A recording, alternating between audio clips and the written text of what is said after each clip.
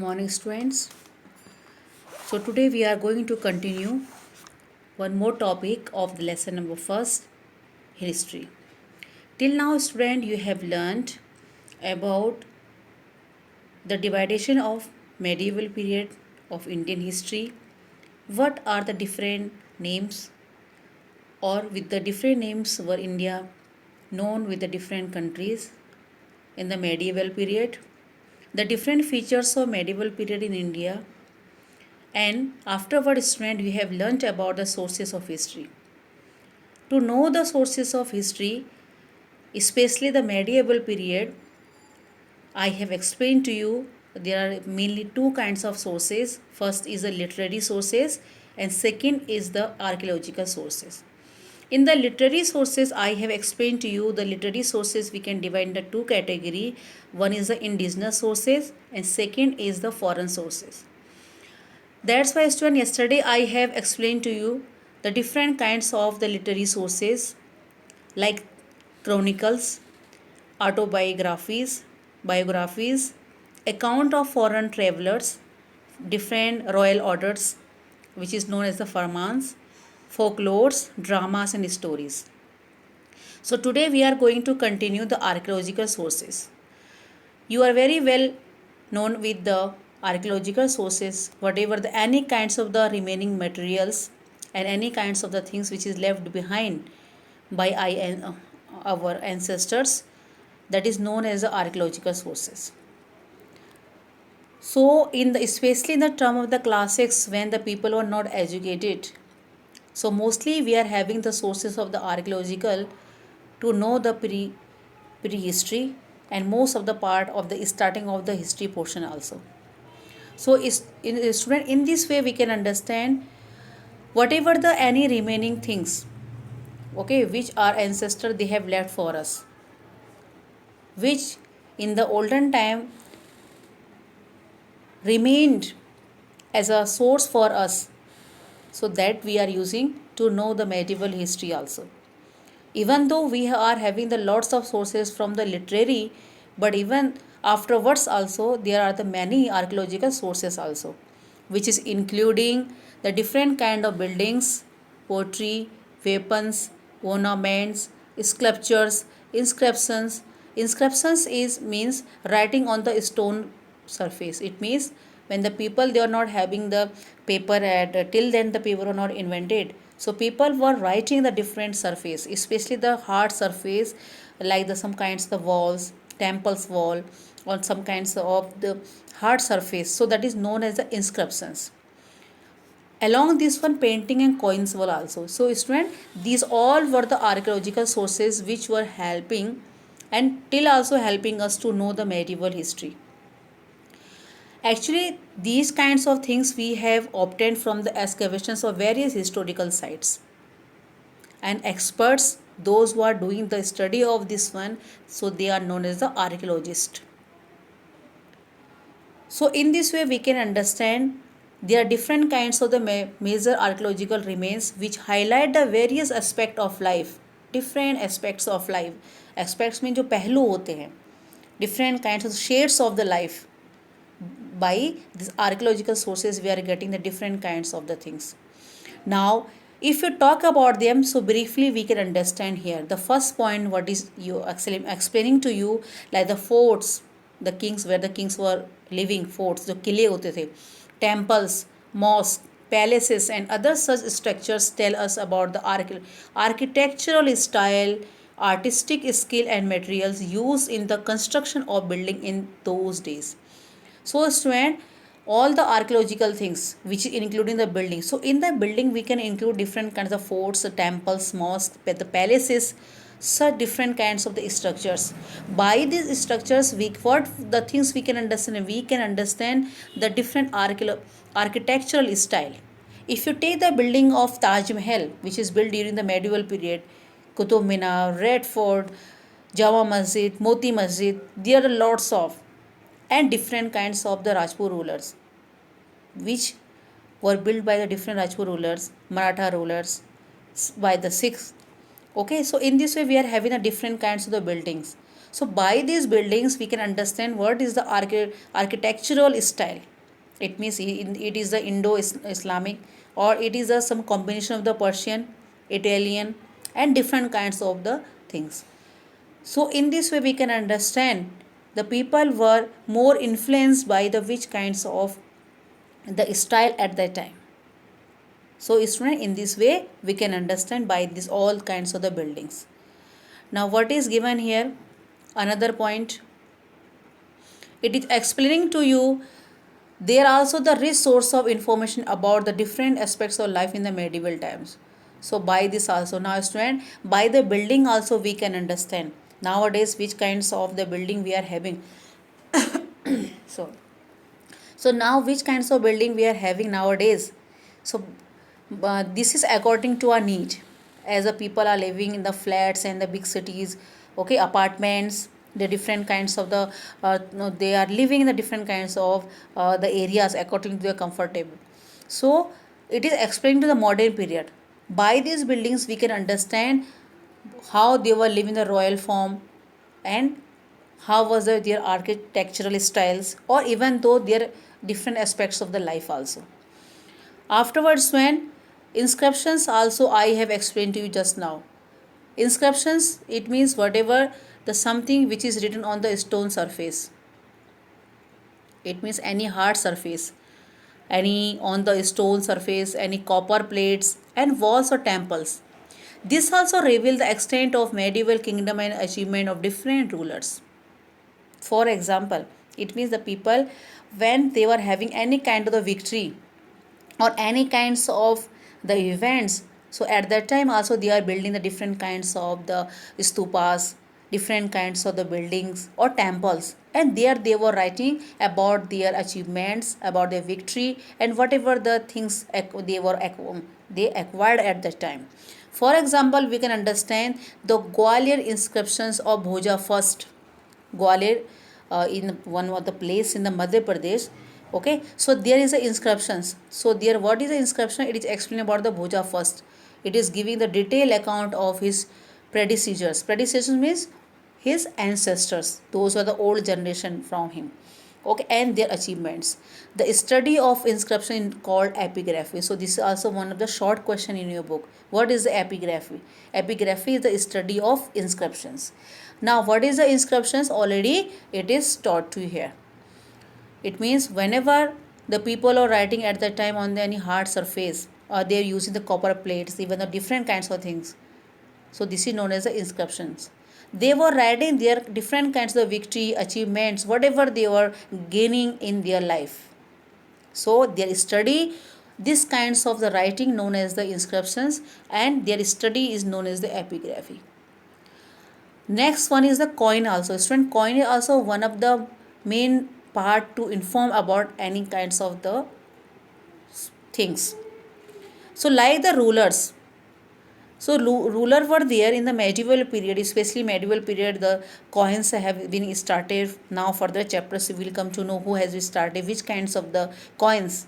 That was the iron one, copper one, bronze one, or silver, the gold one. Okay, so what was their different kinds of the importance, and what were the different kinds of things. This we will come to know further topic. By the coins also we are getting the different kinds of the information about the particular or the related the emperors, the sultans and the kings. By the coins we are getting the idea of the economic conditions of those periods. If the gold coins were there, we can understand there is a prosperity, they were more rich. It means there is the lots of the prosperity condition at that time. So by the coins also, by the coin we can understand, because the coin they were just printing or carving their own pictures, their motive words, and whatever the important things for them. By this study also we can understand which kind of ruler were habitual of which kind of thing, or how they were living and how they were surviving at that time, how was their lifestyle. And the study of coins is known as the numismatics. The study of coins is known as the numismatics. So this point you have to be understand. Now you can understand here two coins is given here, gold coins issued in the medieval India. So just now we have learned different rulers, they have started different kinds of the coins here. Okay, now student, here we can understand the miniature painting, especially this painting has been growth or developed during the Mughal period. You will also study in the further chapter about it. This also is explaining about the custom, clothes, food and other cultural habits of the people. It means the painting, because at the time how the people are living, so surely the artist will show all kinds of things what really that time is the people is facing the problems or having the some kinds of the profit or some kinds of their habit. So or the artist will show all kinds of the things on their paintings. That's why in the miniature painting we have got the lots of idea about the medieval period. Okay, so student, in this way we can understand. Now if we are having some other kinds of the information, so by this also we can understand.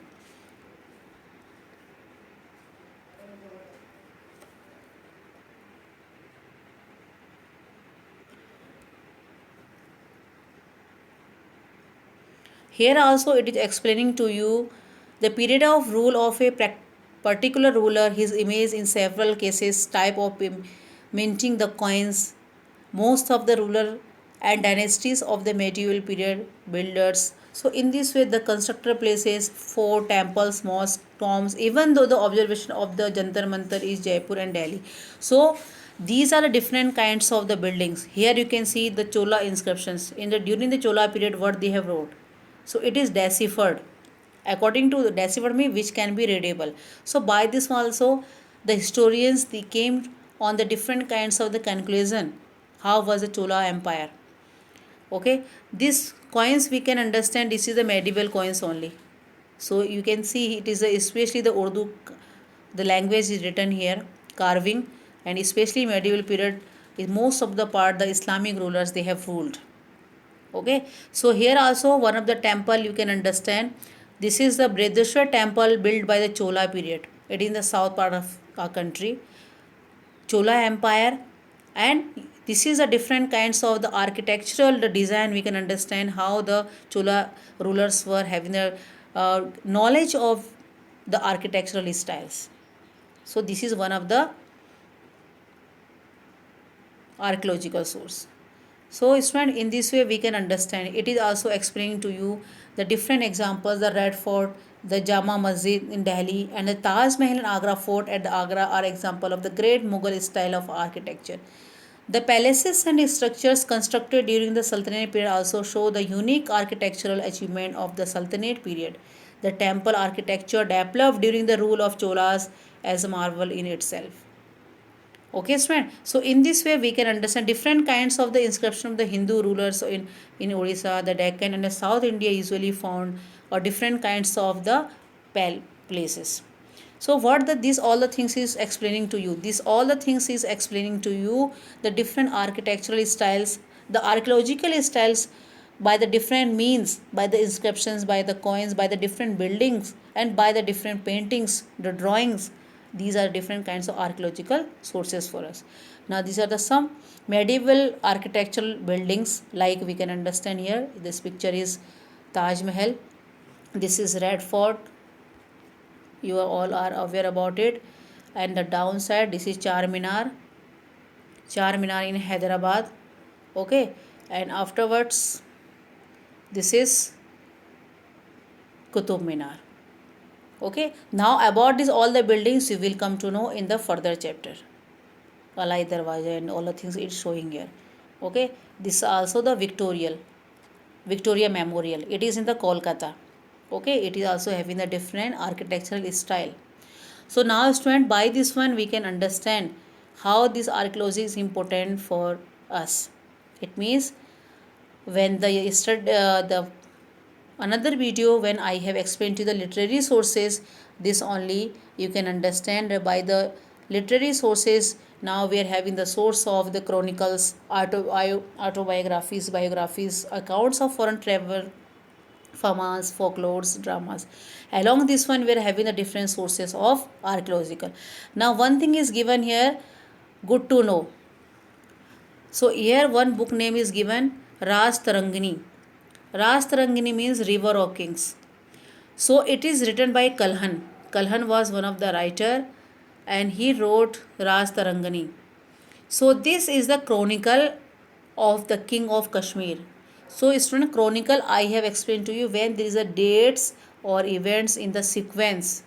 All the things is given here there. So it is known as the chronicle. So Raj Tarangani is the one of the famous book about the Kashmiri rulers, and the Rajtarangani name means river of kings, and it is one of the chronicle written by Kalhan, and it is a story about the Kashmiri kings. So student, today like this way you have understood what are the archaeological sources and how the archaeological sources helping us in different way, which are the different means of archaeological sources. Today we came to know about it. Now student, today you have to complete the given long answer. Already the short answer we have talked and I have sent you.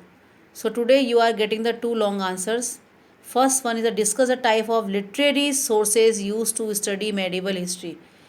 So literary sources you have to be right.